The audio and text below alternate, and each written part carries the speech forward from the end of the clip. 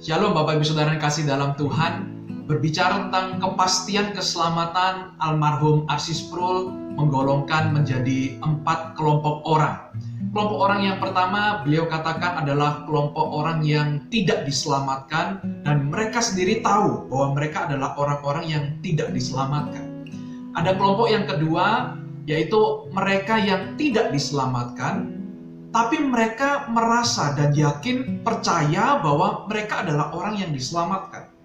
Kelompok yang ketiga, Arsis Prul mengatakan adalah orang-orang yang diselamatkan oleh Allah, tetapi diri mereka sendiri tidak yakin, tidak pasti akan keselamatan yang sudah dimilikinya.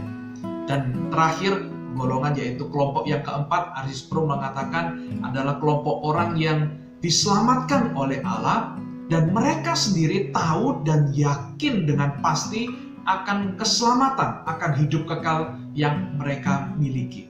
Bapak Ibu Saudara kasih dalam Tuhan, di dalam 1 Yohanes pasal yang kelima ayat yang ke-13, Rasul Yohanes mengajak untuk semua pembaca pertamanya untuk mengalami satu tujuan, satu tahap kehidupan di dalam kehidupan orang Kristen. Dan saya percaya ini adalah tujuan yang cukup mendekati ke finalnya ya. Kalau dalam pengkategorian yang Arsis Prul sampaikan, itu berarti dia merindukan supaya orang-orang dari kelompok yang ketiga itu beralih pada kelompok yang keempat. Saya bacakan ayatnya. 1 Yohanes 5 ayat 13 mengatakan demikian. Semuanya itu kutuliskan kepada kamu, supaya kamu yang percaya kepada nama Anak Allah tahu bahwa kamu memiliki hidup yang kekal. Jadi Bapak Ibu Saudara, ada masa di mana pembaca pertama surat Rasul Yohanes ini mengalami ketidakpastian dalam kehidupan perjalanan imannya. Walaupun mereka sudah percaya Yesus Kristus, bagian sebelumnya di pasal yang ketiga, Rasul Yohanes melihat bahwa orang-orang yang menjadi pembaca suratnya ini adalah orang-orang yang sudah percaya Yesus Kristus, sudah melakukan hukum Kristus, taat dan bertekun di dalam pengajaran para rasul, tetapi mereka mengalami kegundahan. Karena apa? Karena ada banyak ajaran-ajaran palsu yang menyimpang, yang tidak sesuai dengan kesaksian para rasul, itu menggoyahkan kepastian, keyakinan, keselamatan yang mereka miliki. Sehingga Rasul Yohanes di sini menuliskan dan mengingatkan, ini adalah tujuan kenapa saya menuliskan suratnya. Supaya kamu yang percaya kepada nama Anak Allah, yaitu Yesus Kristus itu, tahu dengan yakin pasti bahwa kamu memiliki hidup yang kekal. Yang menarik Bapak Ibu Saudara, kata tahu di sini itu bukan dalam pengertian kita bertumbuh, berangsur-angsur, lambat laun kemudian menjadi tahu, menjadi pasti. Bukan.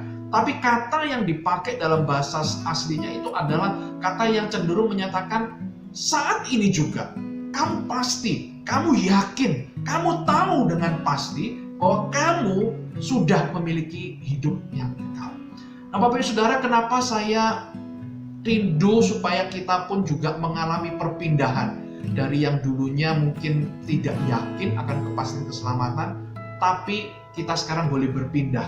Kita menjadi orang-orang yang yakin atas keselamatan kita.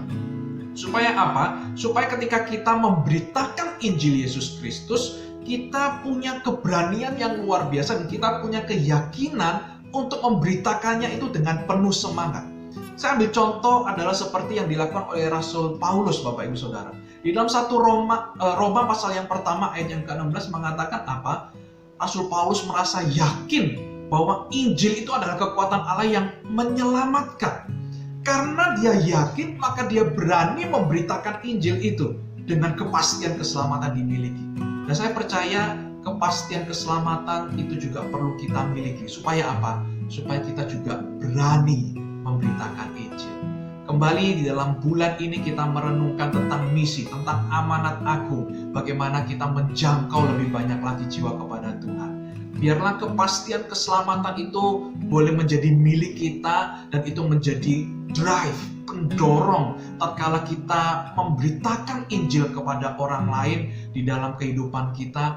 Kita punya keyakinan itu dan dengan penuh semangat, tidak ragu-ragu memberitakannya bahwa memang Injil itu menyelamatkan saya secara pribadi. Kiranya firman Tuhan ini menguatkan setiap kita. Amin.